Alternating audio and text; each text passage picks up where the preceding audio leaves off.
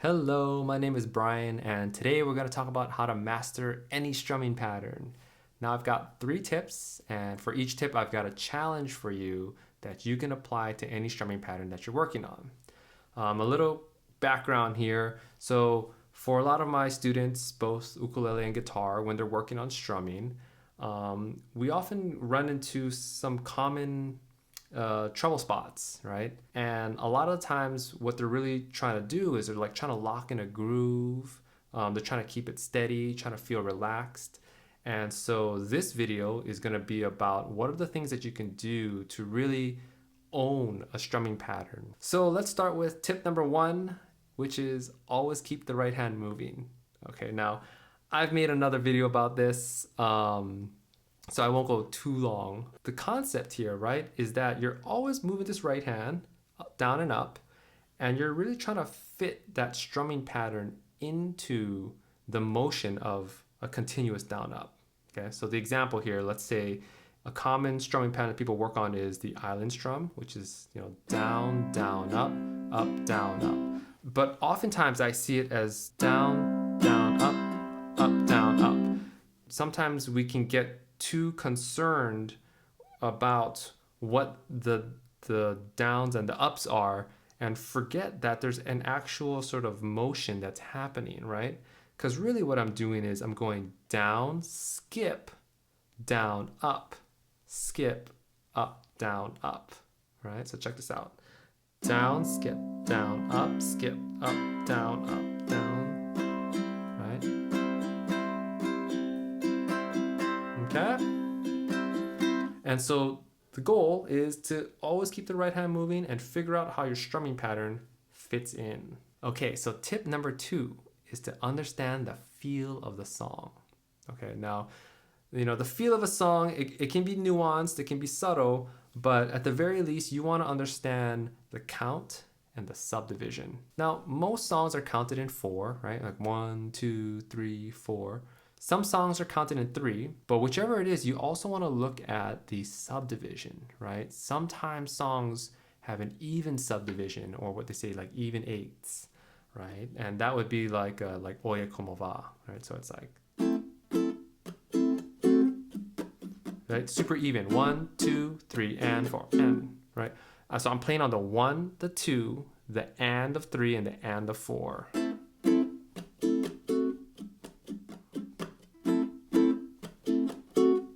Cool. That's even subdivisions. But then there's swung eighths, right? And a similar tempo, but a different subdivision would be like moon dance, right? So that goes.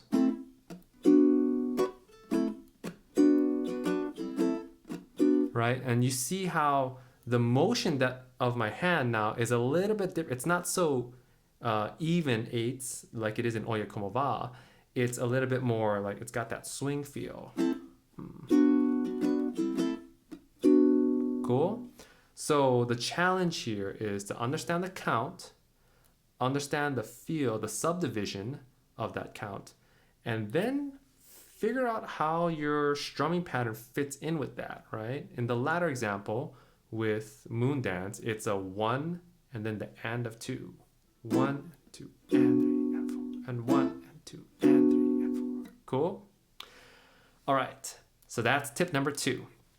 Tip number 3 is to listen to the song. Okay. I know that sounds pretty obvious, but I encourage you to listen to for instance, the original recording, or listen to a band playing it, a cover, and play along, right? Because that's really how you're going to solidify your rhythm as you strum, is when you're playing along with other people, right? And right now, a lot of people are playing at home, but when you can play along with your favorite recordings, your favorite YouTubers, whoever, it really helps to solidify that feel that you've worked so hard at. And sometimes you'll pick up things along the way that you might start adding into your strumming pattern. For instance, in the song Stand By Me, in the original recording, there's a shaker and it hits on the 2. And so if you were playing like down, down, up, down, up. 1, 2, 3, 4. You might add that shaker where it sounds like 1, 1, 2, 3, 4, 1, 2, 3, 4, 1, right? You can keep that same strumming pattern, but in listening to the song, you might start hearing other things and maybe try to emulate that, right?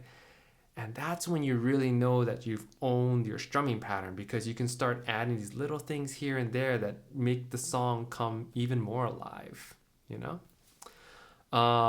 Yeah, so that's it. Those are my 3 tips, right? You want to always keep the right hand moving, understand the feel of the song, and you want to really listen to the song and play along, okay?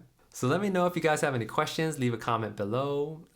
Please give the video a thumbs up. Please subscribe, hit that bell notification, and we'll see you next time. All right, here we go. 2, 3, 4.